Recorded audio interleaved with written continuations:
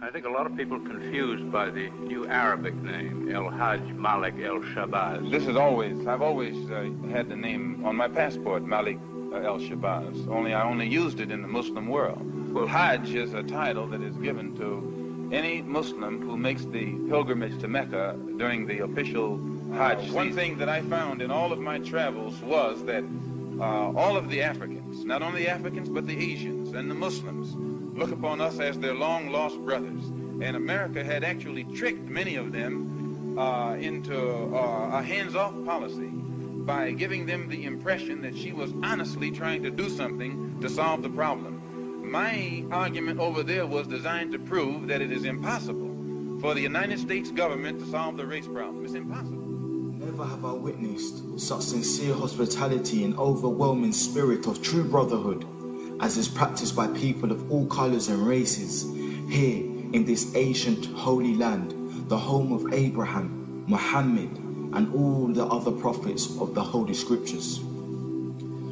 For the past week, I've been utterly speechless and spellbound by the graciousness I see displayed all around me by people of all colors. I've been blessed to visit the holy city of Mecca.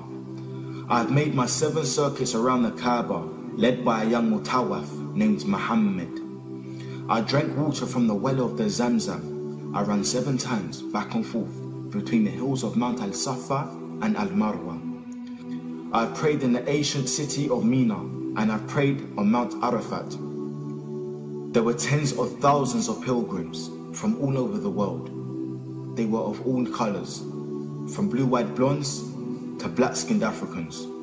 But we were all participating in the same ritual, displaying a spirit of unity and brotherhood that my experiences in America had led me to believe never could exist between the white and non-white.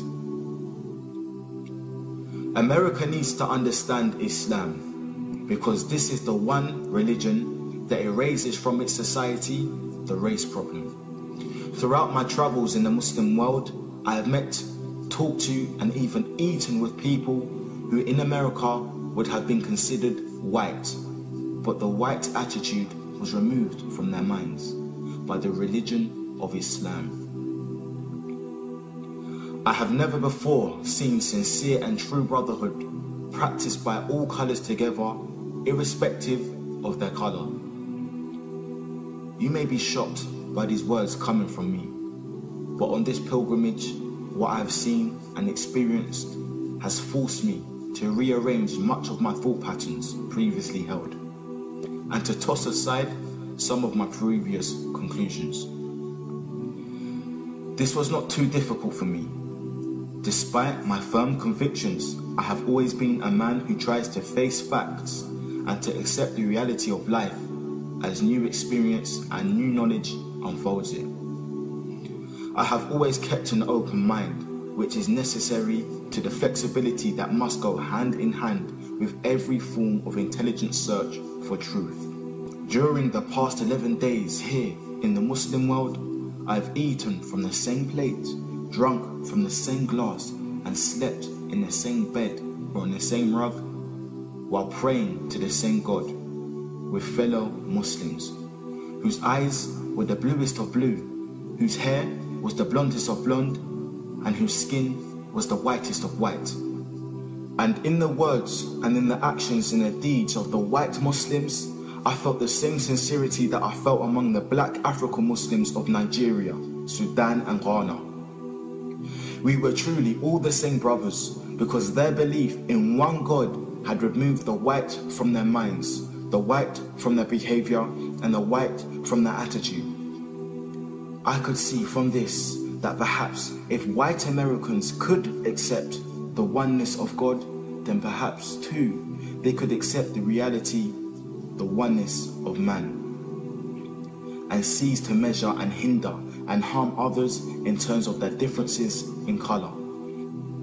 With racism plaguing America like an incurable cancer, the so-called Christian white American heart should be more receptive to a proven solution to such a destructive problem. Perhaps it could be in time to save America from imminent disaster.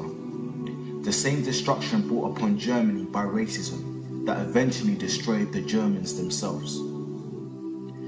Each hour here in the Holy Land enables me to have great spiritual insights into what is happening in America between black and whites. The American Negro never can be blamed for his racial animosities. He is only reacting to 400 years of the conscious racism of the American whites. But as racism leads America up to the suicide path, I do believe, from the experience that I've had with them, that the whites of the younger generation in the colleges and universities will see the handwriting on the walls, and many of them will turn to the spiritual path of truth, which is the only way left to America to ward off the disaster that racism inevitably must lead to. Never have I been so highly honored. Never have I been made to feel more humble and worthy. Who would believe the blessings that have been heaped upon an American Negro? A few nights ago, a man who would be called in America a white man, a United Nations diplomat, an ambassador, a companion of kings, gave me his hotel suite and his bed. Never would I have even thought or dreaming that I would ever be a recipient of such honors. Honors that in America would be bestowed upon a king, not a Negro. All praise is due to Allah, the Lord of all the worlds. Sincerely, Al-Hajj Malik Al-Shabazz, also known as Malcolm X. So Malcolm became Al-Hajj Malik Shabazz, who made Tawbah. He took his Shahada. He performed his Hajj.